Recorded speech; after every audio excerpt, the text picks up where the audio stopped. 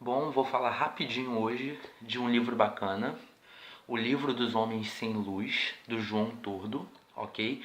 Eu não vou falar sobre o livro inteiro, que ele é dividido em histórias. A primeira história é a qual eu vou falar, se chama Diários de Londres, ok? A primeira história se chama Diários de Londres. Bom, esse autor aqui ele se baseou muito no Edgar Allan Poe, ele se baseou também no Kafka, ok? Ele constrói as personagens com aquele tom sombrio que o Poe também constrói. Ele constrói todo aquele cenário aterrorizante, né? Psicologicamente falando, conforme o Poe também constrói muitos contos, ok? E aqui neste primeiro conto, eu vou chamar assim, a gente vai ter acesso ao David, ok? Ele vai contar a história dele em primeira pessoa, né? Ele vai narrar toda aquela aflição, todo aquele conflito interno que ele vive. E eu já posso dizer que dá muita aflição na gente. Ele consegue, o autor consegue, através da voz que ele dá ao David, passar todo aquele momento deprê de você ficar cansado, mas não é um cansado negativo, é um cansado positivo, de você se ver no lugar do David, você ter empatia por ele, sentir um pouco do que ele sente, um pouco não, sentir muito. Foi tão bem escrito isso aqui que eu vi tudo acontecendo, eu consegui enxergar toda aquela todo aquele sofrimento interno do David assim na minha frente, ok? O David ele vai contar aqui desde o incêndio que matou a esposa e a filha dele, né? Ele trabalha no escritório e ele ficou, neste dia do incêndio, ele ficou mais um tempo no escritório. Ele decidiu não ir para casa, ele decidiu ficar com os amigos, jogar papo fora, enfim. E quando ele chegou, né, em frente ao apartamento, assim, olhou, viu aquele incêndio que não tem explicações, ok? E que levou a vida da mulher e da filha dele embora. Então David, a partir daí, né, ele se sentiu, óbvio, culpado, né, porque aquele dia ele poderia ter chegado no horário certo em casa e poderia ter evitado a situação, mas não foi o que aconteceu.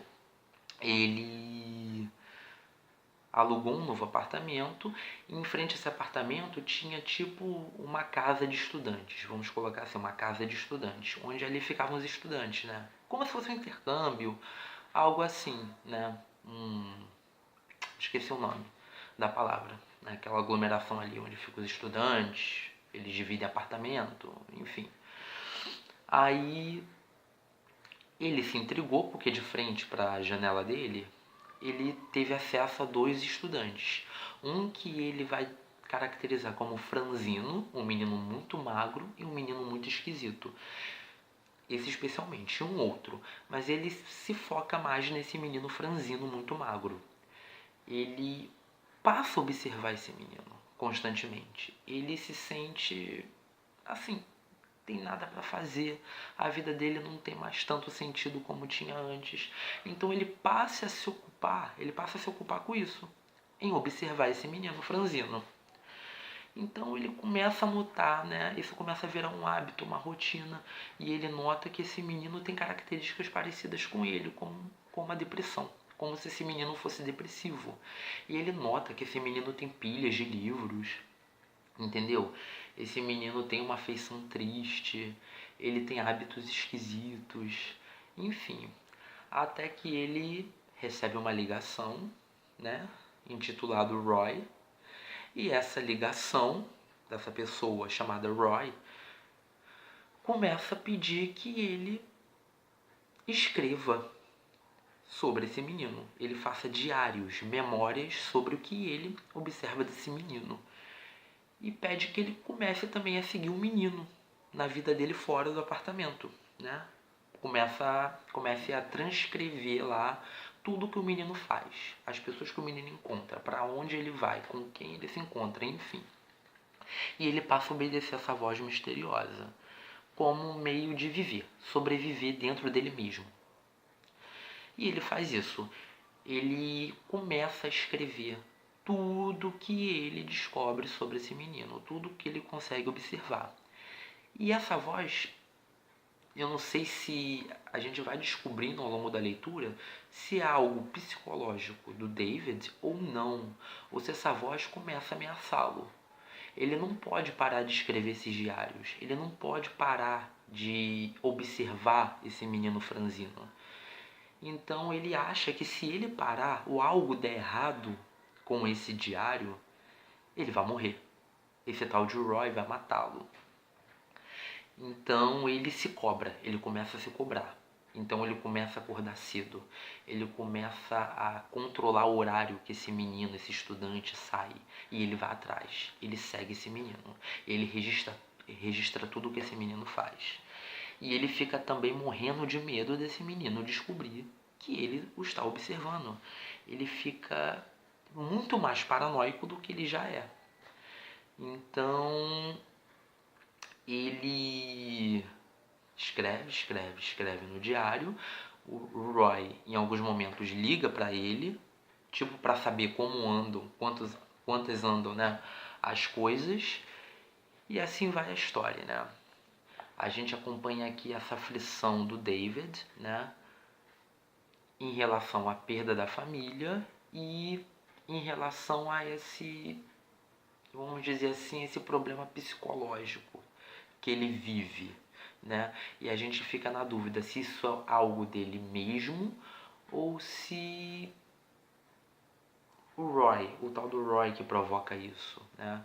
E a gente sabe, né, durante a leitura que não foi simplesmente por conta do Roy que ele passou a observar esse menino, né? Ele já tinha esse hábito de observar pela janela tudo que o menino fazia lá no apartamento dele. Então meio que de repente aparece o Roy exigindo todo esse manuscrito sobre a rotina do menino, né? Enfim, fica aí a dúvida se o próprio Roy seria uma criação do David, de repente, né? É uma coisa que vai ficar aí para você na leitura desse livro, pelo menos desse conto aqui. E tem uma parte também interessante em que o David ele vai a um restaurante e ele jura que viu a mulher e a filha e que as duas olharam para ele, mas o trataram como um desconhecido. Mas ele jura de pé junto que a mulher é a filha. E o tal do Roy, numa ligação para ele, o chama de covarde. Que ele, ao invés de ir confrontar a mulher e a filha, ele fugiu. Ele simplesmente fugiu daquele restaurante. E aí fica, calma aí, elas não morreram no incêndio? Elas estão mortas. Como elas podem estar ali naquele restaurante? Como? Então, é macabro. Isso aqui é macabro, ok? Não é aquele terror não é um terror de sangue, de cortar a cabeça, rolar a cabeça, enfim. É um terror psicológico. Você fica bugado mesmo da cabeça com a narrativa do Roy. Do Roy não, do David, ok? Você fica sem saber o que é verdade, o que é mentira, o que é realidade, o que é imaginação, né? Eu fiquei na dúvida muitas vezes aqui, nossa, querendo explicação, querendo desfecho, e esse momento não chegava, isso me prendia mais a leitura. Eu acho que isso é ótimo. Isso é um conto, é mais curto que um romance, então você chega ao final mais rápido, né? E dá pena do David, você tem pena dele, né? Ele mora aí, tadinho, em Londres, passou por todo esse problema aí de perder a mulher e a filha. De repente, você se vê ocupando a sua vida, observando uma outra pessoa, a rotina dela, e fica com medo dessa pessoa descobrir, te pegar no flagra. E depois você se vê obrigado a continuar vigiando essa pessoa, mas num tom de ameaça, né? Uma voz, uma ligação misteriosa ao telefone que fica o tempo todo te cercando, mandando você escrever sobre aquilo, e se você parar de escrever, se você parar de fazer esse serviço, você pode morrer. e você fica sem saber se é verdade ou se é mentira, se é realidade ou fantasia. Isso é ótimo aqui nesse livro, ok? E pior, né? 2 pessoas que morreram, de repente você vê as 2 no restaurante. Essas pessoas fazem parte da tua família. O que você faria no lugar dele? Ok? Então fica aí a dica desse livro. Não terminei porque eu só pude terminar esse conto. É bastante interessante. Eu não sei se tem alguma parte aqui nesse livro que eu possa assim, ler com vocês, né? Só para dar um gostinho a mais. Deixa eu ver aqui. Ele se intitula Um Empregado Fantasma, numa firma que ele suspeitava ser também uma engenhosa criação de inutilidade. Ele trabalhava numa firma, né? Ele se julgava ser um empregado fantasma. Do primeiro ao último dia no trabalho, partilhei um pequeno gabinete de 2 mesas e um separador em vidro com um colega cuja missão eu desconhecia por completo. Era um homem novo, ruivo, ensimesmado, que usava uma aliança na mão direita e camisetas sobretudo azuis.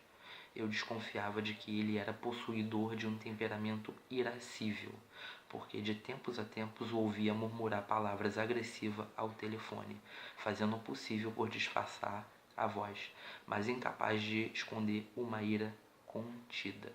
A sua presença não me incomodava, nem me dava alegria, mas considero ter sido a vacuidade dos meus dias na firma a despertarem a atenção para estes pormenores que são, no mínimo, indiscretos. Uma outra parte que eu possa ler aqui sobre isso, eu não separei nada. Fiz totalmente no escuro. Esse vídeo foi totalmente despretensioso em relação a isso. Deixa eu ver. Não tenho edição, tá?